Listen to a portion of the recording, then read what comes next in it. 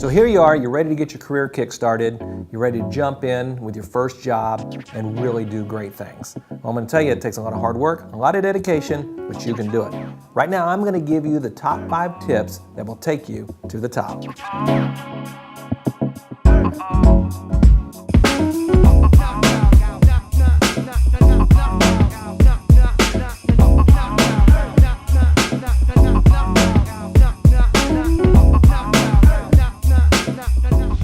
Number 1, align yourself with successful people. When you do this, you're going to be able to learn from people who have been there, done that, people who have made mistakes so that you can learn what not to do, but you're also going to be a part of something bigger than yourself. So when you do this, you can almost guarantee yourself for success because you're going to learn from the best. Number 2, set clear goals. However, I'm going to throw a caveat in that. Anybody can set goals, and most people do. However, it's those who do the details to achieve those goals who are truly successful. So the biggest thing here I can tell you is number 1, figure out what it's going to take to achieve those goals and then focus relentlessly on it. Don't stop until you've achieved that goal and then get on to the next one.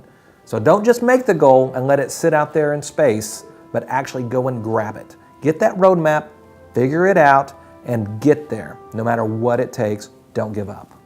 Number 3, examine your skills and react accordingly. Now when I say examine, I think everybody should always examine what they're doing and how they're doing it.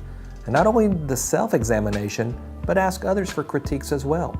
Because whenever you're able to examine what you're doing, you're going to be able to tweak what the missing piece is. Okay? So as you grow all through your career, this doesn't stop just whenever you think you've made it. Examine your skills, ask for critiques, and then tweak accordingly.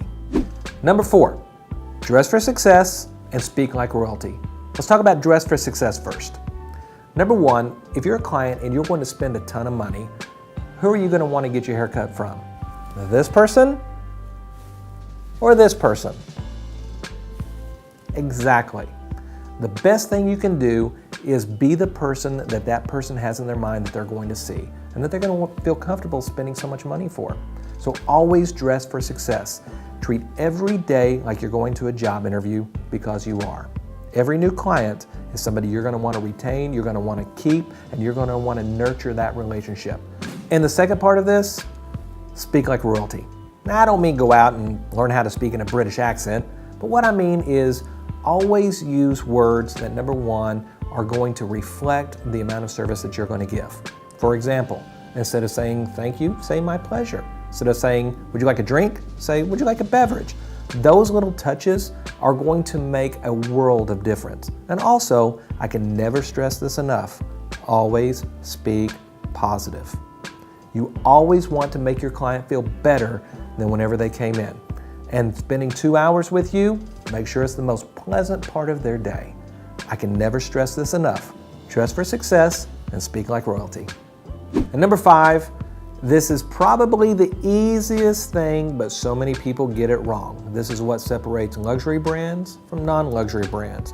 This is what's going to separate people feeling comfortable with paying a high price to not paying a high price. And that is the 2 C's, cleanliness and courtesy. Let's talk about cleanliness right quick. Pretty simple, right? You'd be surprised. I challenge you to walk into any salon in your neighborhood, pick a random chair and just sit in it. What are you going to see? You're probably going to see water spots on the mirror. You're probably going to see an open tool drawer next to you that's full of hair. You may even see an empty cup and a dirty towel from the last client. We never want to give that impression when a new client or even a regular client is sitting down in your chair. So make sure that you take your stage, your 5x5 stage that is your station, and you make sure it is impeccable. Of course you hope the salon, the entire salon's clean, but your station better be immaculate. That is so important, get that down.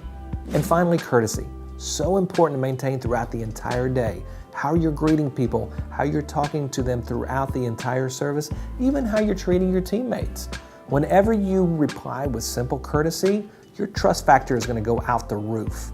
So to wrap up cleanliness and courtesy, I can think of no better analogy than the distinction between a luxury car dealership and a used car lot. In both instances, you're going to go buy a car, but the experiences are going to be completely different. So obviously in your hairdressing career, you want to be associated with the luxury, not the used, correct? So always take those two things and make sure they are spot on. So no matter where you are in your career, maybe you're just graduating school or maybe you've been a hairdresser for quite some time, I want to encourage you to always do your best, be your best. Take these few simple tips, incorporate them into your success strategy, and then always, always, always focus on being the best that you can be, and you won't fail.